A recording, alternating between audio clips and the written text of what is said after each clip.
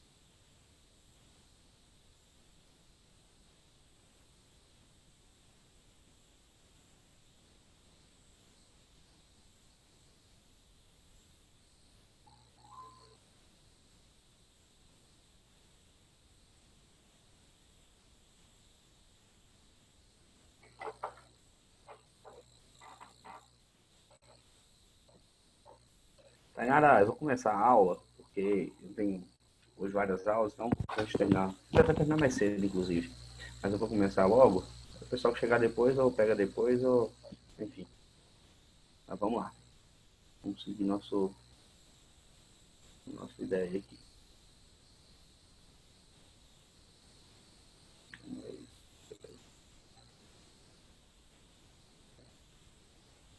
Deixa eu arquivo errado.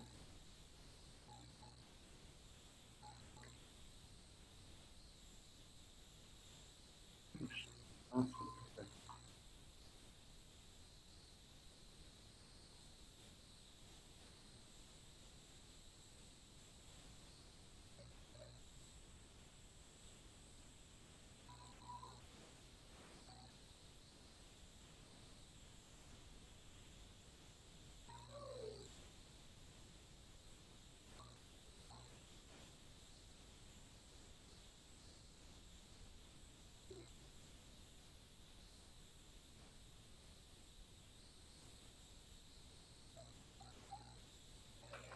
tá. Vamos lá. Na aula de ontem, eu parei nessa comparação entre a formação espacial dos Estados Unidos com a questão brasileira, né? Porque eu tenho um estado sendo formado mais ou menos no mesmo período, sendo descoberto mais ou menos no mesmo período, e eu tenho hoje um resultado de espaço tão distinto e tão diferente. Então, uma das razões, né, não a única razão absoluta que explica essa disparidade entre Estados Unidos e Brasil, a gente pode citar como lá no início, lá no período da colonização, mesmo quando os Estados Unidos ainda era colônia da Inglaterra, os Estados Unidos tinham uma dinâmica comercial muito maior do que o Brasil, né? Haja vista que existia um comércio interno nos Estados Unidos na área das colônias do norte, né? Imagina as 13 colônias.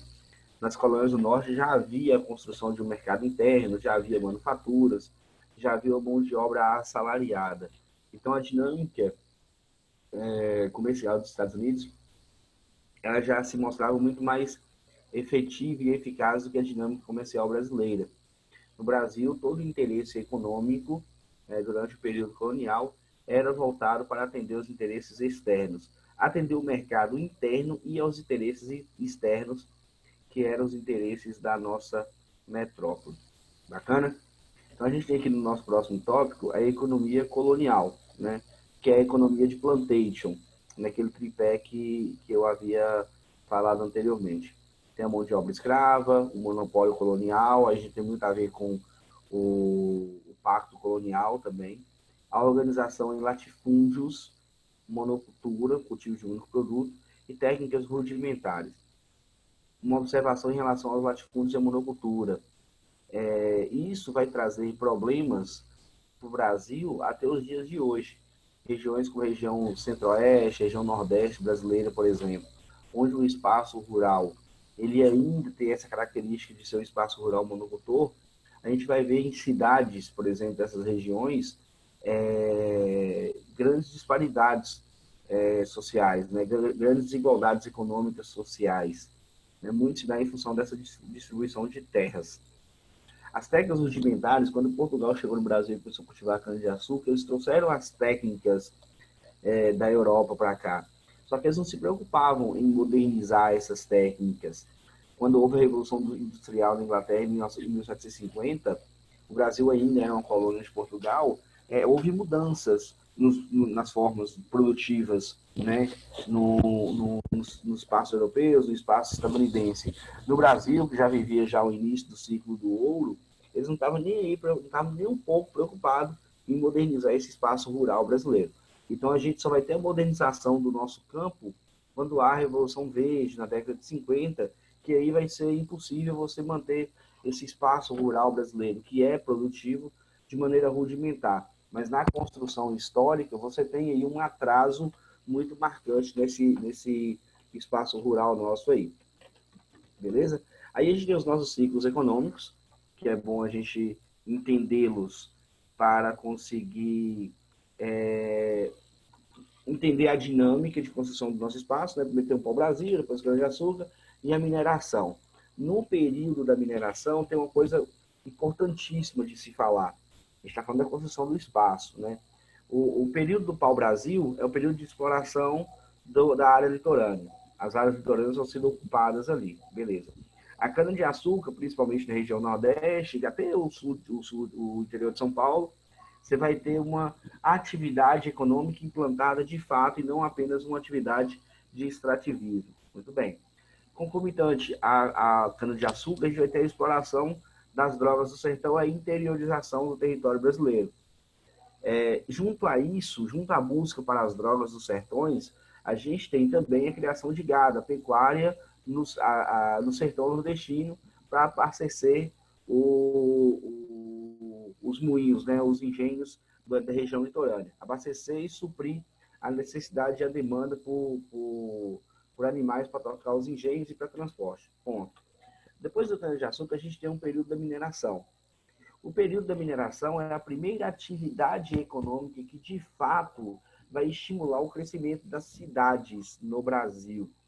Porque a atividade de maneira direta, né? Porque até então as cidades brasileiras vão crescer em torno do comércio, em torno do tráfico negreiro, em torno da exportação de cana-de-açúcar. Mas a mineração, ela vai criar núcleos urbanos em torno de áreas mineradoras. Então, a gente tem um surgimento de cidades importantes em Minas Gerais, por exemplo. Ouro Preto, Mariana, Diamantina. Essas cidades vão crescer ao entorno, né? Vão crescer em áreas próximas às áreas de exploração de recursos minerais, aí, de pedras preciosas. Tá. Qual a coisa interessante? Qual a coisa importante disso aí?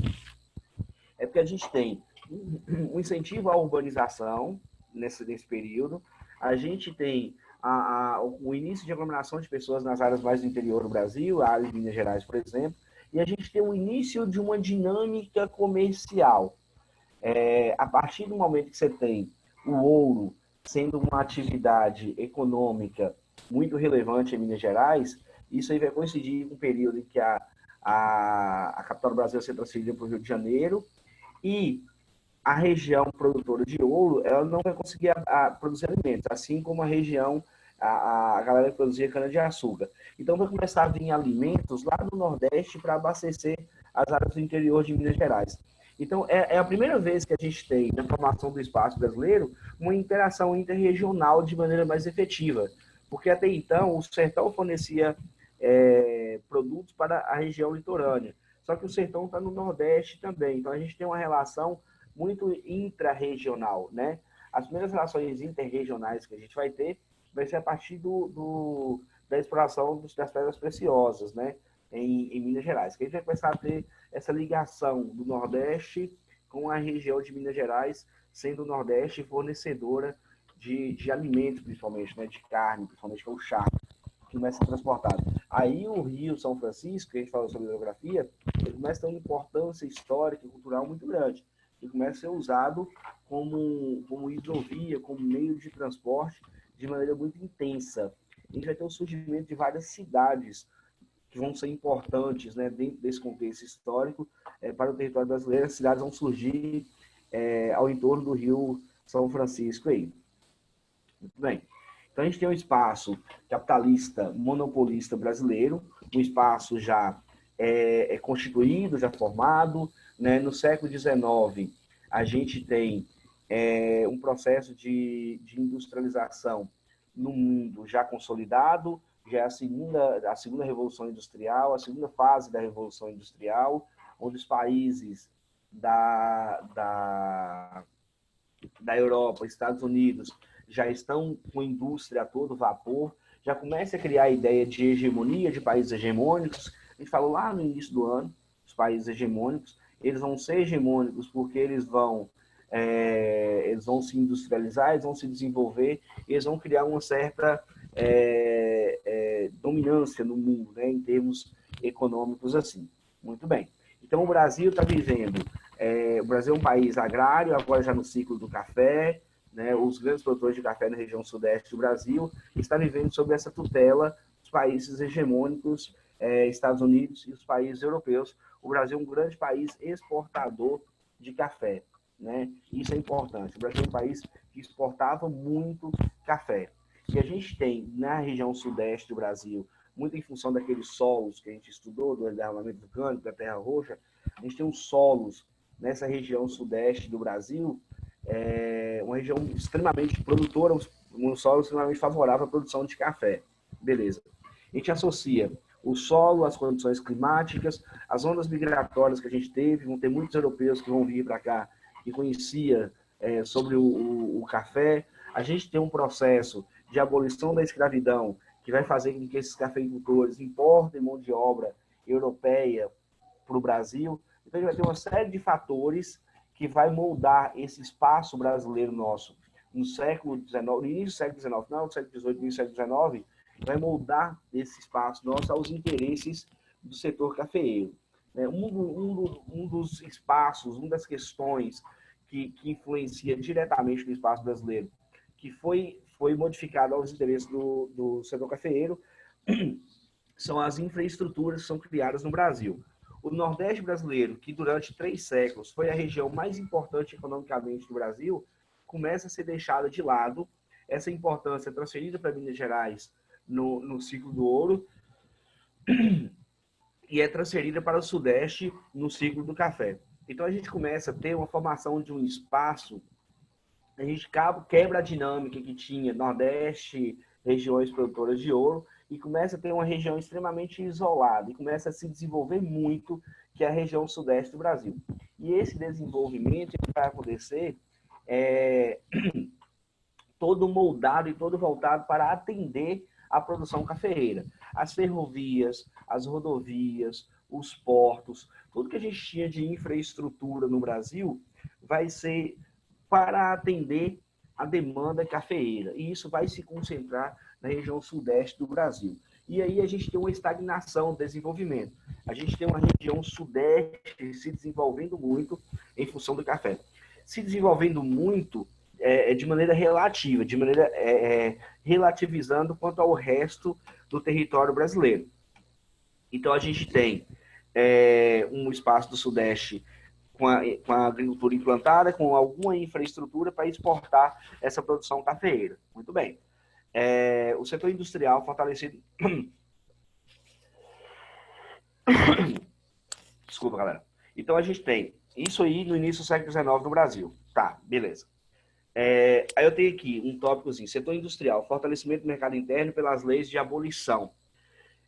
No final do século XVIII, com a lei Eusébio de Queiroz, várias leis que teve no Brasil de abolição, a gente começa a ter no Brasil a criação de um mercado interno, né? Grava isso. Final do século XIX, 1800 e bolinha, 1880. A lei Eusébio de Queiroz, acho que é 1880 alguma coisa, 1860 alguma coisa, não lembro exatamente a data. Mas é final do século XVIII. Com essas leis de abolição, a gente começa a criar no Brasil a ideia de um pagamento pelo serviço. Até então você tinha escravo. Escravo não trabalha, o escravo trabalha e não recebe nada. Se o escravo trabalha e não recebe nada, ele não compra nada. Então eu não tenho mercado interno. A partir das leis de abolição, eu começo a ter uma dinâmica comercial, eu começo a ter um mercado interno.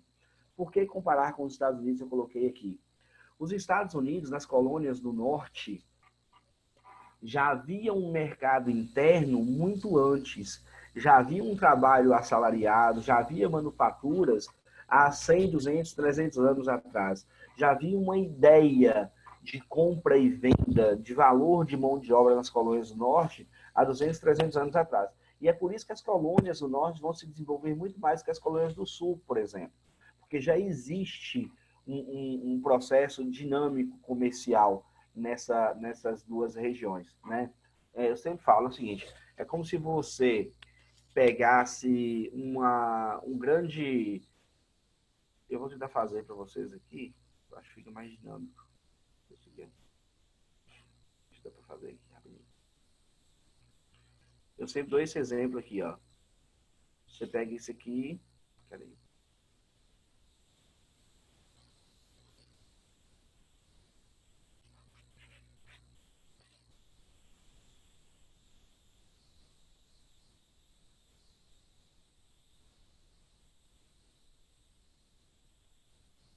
Quando eu falo da questão da dinâmica comercial, da infraestrutura, dos latifúndios, minifúndios, eu sempre falo o seguinte, imagine que isso aqui é a mesma, isso aqui é uma área territorial, isso aqui é uma outra mesma área territorial, do mesmo tamanho, só que aqui é de um dono só e aqui de vários donos, né? Então eu tenho um latifúndio e eu tenho minifúndios aqui.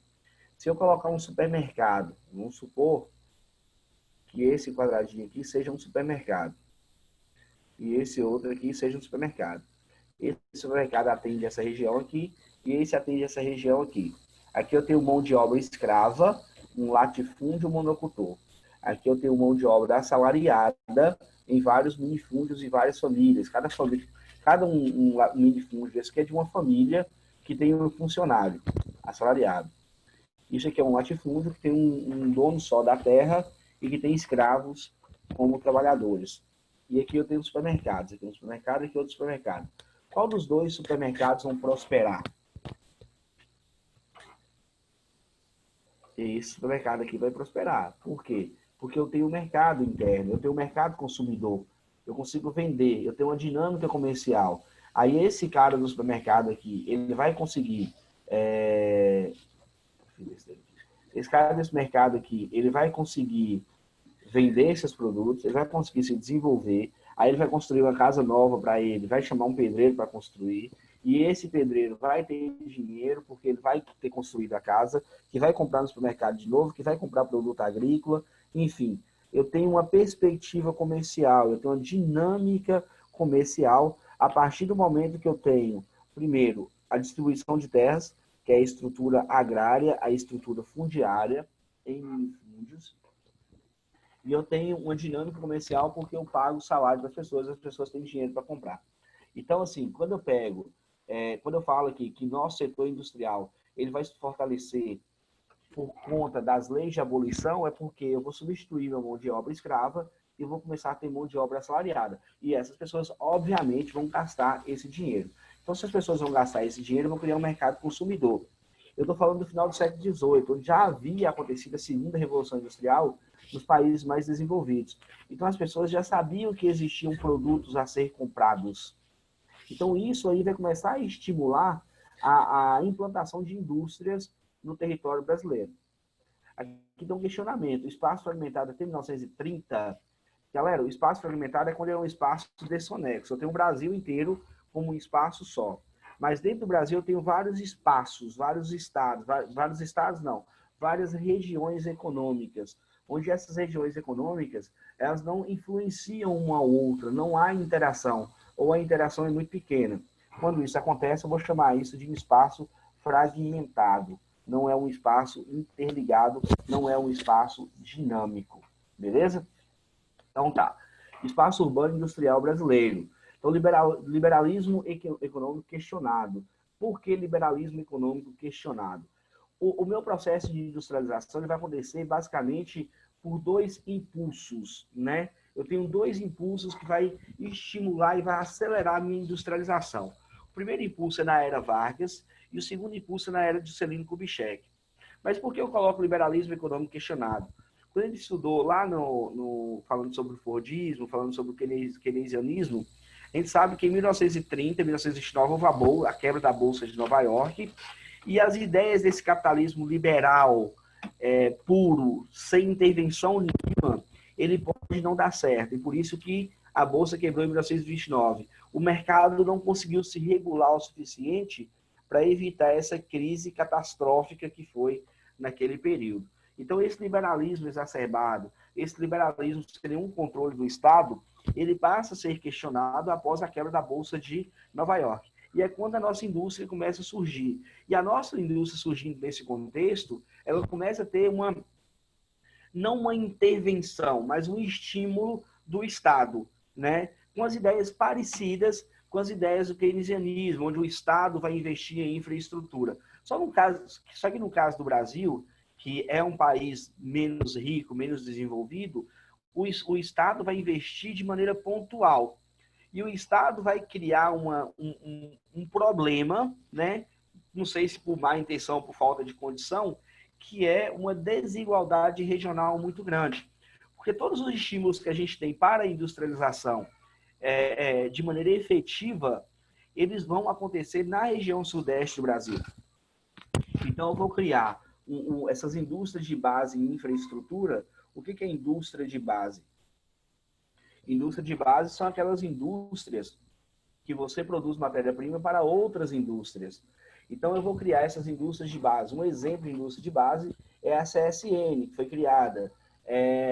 A Petrobras é considerada uma indústria de base. Infraestrutura, eu tenho as rodovias, eu tenho as hidrelétricas sendo construídas na região sudeste. Lembra que a gente comentou sobre a região hidrográfica do Rio Paraná? É onde eu tenho a maior exploração dos recursos hídricos para produzir energia no Brasil. Vai perder para os projetos da Amazônia, mas até então a maior exploração era na região do Rio Paraná, na região sudeste do Brasil. Tudo para abastecer essa demanda da região sudeste brasileira. Então, eu tenho o governo brasileiro criando essas indústrias de base e criando infraestrutura. A minha industrialização ela é caracterizada por substituição de importação. Isso é um problema. Por quê? O que eu vou produzir no Brasil? Eu vou produzir no Brasil aquilo que as pessoas compravam de fora, certo? Tipo, a pessoa comprava bolsa da Europa, sapatos da Europa, roupas da Europa, tecidos da Europa. Eu vou produzir isso aqui no Brasil para as pessoas não comprarem mais para a Europa. Mas o que isso muda? Não é certo? Não é só isso que todo mundo faz? Não, galera. Os países mais desenvolvidos, eles têm um modelo de industrialização voltado para o mercado externo. Eu vou produzir produtos para eu exportar, não para a galera consumir no Brasil. Qual é a diferença? A diferença é que o nível de produtos criados, o nível de desenvolvimento tecnológico que eu vou ter que desenvolver para exportar produtos tem que ser maior do que o nível de desenvolvimento tecnológico que eu vou ter, que eu vou precisar para substituir as minhas importações. Então, eu voltei no Brasil uma industrialização com essa característica, uma industrialização menos desenvolvida e menos competitiva. Porque o objetivo meu não é criar produtos para competir fora do Brasil, é criar produtos para vender dentro do Brasil. E mesmo que esses produtos meus não sejam de qualidade tão boas, eu vou conseguir vender eles aqui. Por quê? Porque o governo brasileiro vai criar redes protecionistas, políticas protecionistas, para que a indústria brasileira consiga se desenvolver. O problema é que essa indústria consegue se desenvolver, mas não consegue se desenvolver tanto a ponto de ser competitiva quanto a indústria estrangeira. Então, eu voltei no Brasil um processo de industrialização com características, com produtos menos desenvolvidos. Aí eu tenho Rio de Janeiro e São Paulo com industrialização incentivada pela infraestrutura e capital proveniente do café. Então, lembra da infraestrutura, do espaço moldado pelos interesses cafeeiros, os portos, as ferrovias, as rodovias criadas para atender a demanda cafeeira, as exportações cafeeiras. Então, eu vou aproveitar essa infraestrutura que eu tenho e vou exportar meus produtos por essa infraestrutura, certo? Então, isso aí, se eu juntar a infraestrutura que eu já tinha na região sudeste, o dinheiro que os barões do café já tinham e os problemas que eles tiveram para exportar o café após a crise de 29, eu vou ter todos os fatores favoráveis para eu criar uma industrialização concentrada na região sudeste do Brasil, beleza? Essa industrialização concentrada na região sudeste, esse desenvolvimento econômico maior na região sudeste, vai acelerar o meu processo de urbanização aqui na região sudeste. Então, eu vou criar grandes cidades, eu vou criar um processo chamado de macrocefalia urbana, onde que eu tenho cidades muito grandes e cidades muito pequenas, e poucas cidades medianas, né? Eu vou ter cidades grandes com muitos problemas, e eu vou ter cidades pequenas com pouco desenvolvimento. Juntando isso tudo, eu tenho uma desigualdade regional muito grande. Eu tenho o Sudeste se desenvolvendo muito, eu tenho as indústrias no Sudeste se desenvolvendo bastante, enquanto as regiões estão se desenvolvendo muito menos. A qualidade de vida no Sudeste vai melhorar muito, porque urbanização, desenvolvimento implica na melhoria da qualidade de vida, enquanto as outras regiões do Brasil vão ter uma qualidade de vida muito ruim, estagnada, com taxas de mortalidade, taxas de natalidade muito elevadas. Então, eu vou criar um espaço desigual dentro do território brasileiro. Aí eu tenho o segundo impulso para a industrialização, que é a partir da década de 50, onde eu tenho a atração de multinacionais, principalmente automobilísticas, né? Eu vou ter políticas econômicas, incentivos fiscais criados pelos governos para trazer essas indústrias automobilísticas para cá. E por que eles vão vir? Né? Eles vão vir principalmente na década de 60, década de 70. Eles vão vir porque o mundo já está passando pela terceira revolução industrial. O mundo já está indo para a revolução técnico-científica e informacional, onde que eles precisam descentralizar alguns tipos de indústria, eles precisam buscar novos mercados consumidores e eles precisam criar dentro dos seus países, falando dos países desenvolvidos, espaços que favoreçam o desenvolvimento de novas tecnologias. Então, fabricar carro no Japão, fabricar carro nos Estados Unidos, qualquer oficina de fundo de garagem fabricava. Agora, lá eles querem fabricar robôs, eles querem fabricar computadores, eles querem fabricar satélites. Então, pega as minhas indústrias automobilísticas e levo para países que estão se desenvolvendo. México, Brasil, Argentina. Eu levo para esses países que estão se desenvolvendo. Beleza? Eu vou explorar o mercado consumidor dessa galera, eu vou ganhar um dinheirinho deles lá e eu vou abrir espaço aqui no meu território para produzir novas tecnologias. Então, essas multinacionais vão vir para cá, para países como o Brasil. Né? A gente está falando do Brasil, as multinacionais vão vir para cá. Para o Brasil, essas multinacionais têm uma vantagem, porque a indústria automobilística, principalmente, ela tem uma cadeia produtiva muito extensa, muito grande. Então, elas provocam uma dinâmica industrial muito grande no Brasil. Porque a Volkswagen vai produzir carros, mas ela não precisa só de ferro para produzir carro. Ela precisa de espuma para fazer o banco, precisa de borracha, precisa de fio. A cadeia produtiva é muito grande. Né? E depois desses carros fabricados, vendidos, eu vou ter oficinas, postos de gasolina, rodovias, enfim. Eu vou criar uma dinâmica comercial muito maior. Certo? Então, no governo de Juscelino Kubitschek, ele começa a tentar... Desculpa, deixa eu só enfatizar uma coisa. Essas indústrias automobilísticas vão se concentrar ainda na região sudeste, beleza? Mas o governo, nesse período, começa a pensar na ideia de descentralizar esse eixo Rio-São Paulo, descentralizar esse grande desenvolvimento econômico do Brasil. Então, começa a criar, por exemplo, as áreas de desenvolvimento regionais, né? A gente começa a criar as superintendências de desenvolvimento, como a SUDAM, Superintendência de Desenvolvimento da Amazônia, a SUDENE, Superintendência de Desenvolvimento do Nordeste. Só que aí cria-se um outro problema, né? Qual é o outro problema que se cria? Vamos lá. Qual é a característica da região norte do Brasil até então? A região norte do Brasil, ela é uma região, em 1960, com atraso do desenvolvimento econômico muito grande, né? Muito bem, região do Sudeste mais desenvolvida, região Norte toda subdesenvolvida em relação ao Sudeste. Aí eu criei a Zona Franca de Manaus, no meio da floresta amazônica, um polo industrial no meio da floresta amazônica. Eu não consigo dinamizar toda a região Norte em torno dessa Zona Franca de Manaus. Então eu deixo de ter uma desigualdade entre as regiões brasileiras e começo a ter desigualdades dentro das próprias regiões brasileiras. Então, a região norte do Brasil, por exemplo, eu só tinha Manaus como oásis de desenvolvimento.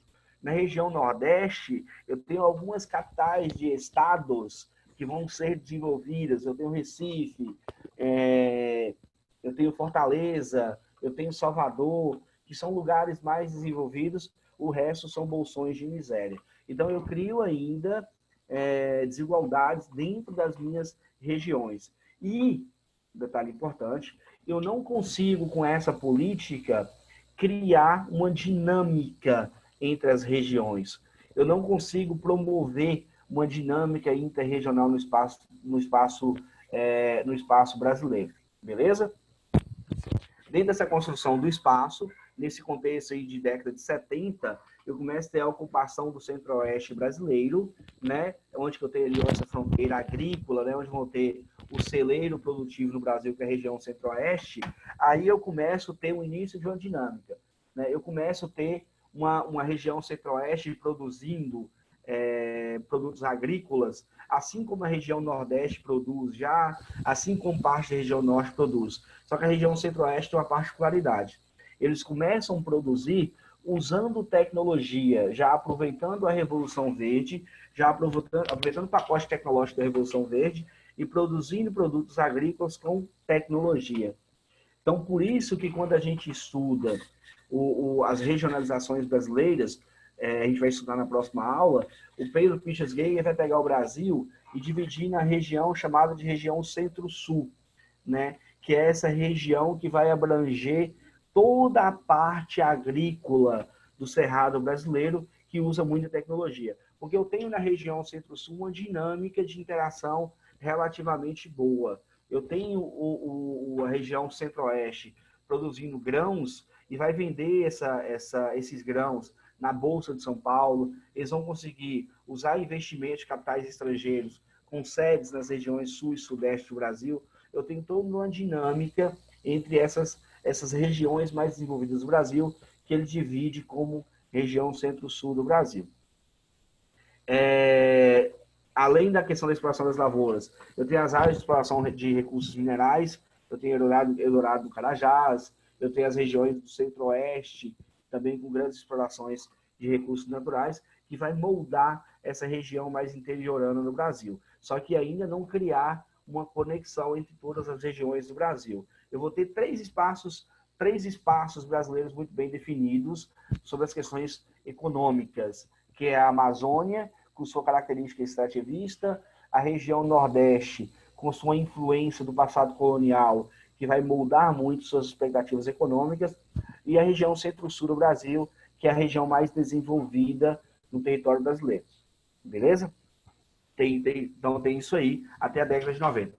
A partir da década de 90, eu começo a ver no Brasil um processo de descentralização industrial. O que é isso? As indústrias começam a sair do eixo Rio-São Paulo. Por quê? Por causa dessa guerra fiscal aqui. O que é essa guerra fiscal? Essa guerra fiscal são incentivos que os governos estaduais vão oferecer às indústrias para que elas se instalem em seus estados ou em algumas cidades específicas. Né? Analisa Linhares, por exemplo. Linhares é uma cidade que até a década de 90 era uma cidade essencialmente agrícola, né? Porque a gente faz parte desse pacote de desigualdade intrarregional. Dentro da região sudeste, essa região norte do Espírito Santo era uma das menos desenvolvidas. Porque com esse processo de descentralização, houve a inserção de muitas indústrias de fora aqui, na região nossa. Né? Um exemplo que é fácil de vocês lembrarem é a instalação da WEG, por exemplo.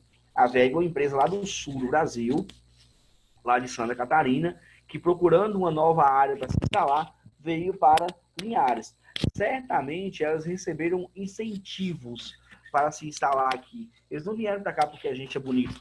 De fato, a gente é bonito. Mas eles não vieram para cá por isso. Certamente eles tiveram algum incentivo, como redução de impostos, doação de terrenos, algumas carências, talvez empréstimos. Então, essa guerra fiscal que vai acontecer dentro do território brasileiro vai começar a incentivar essa descentralização industrial.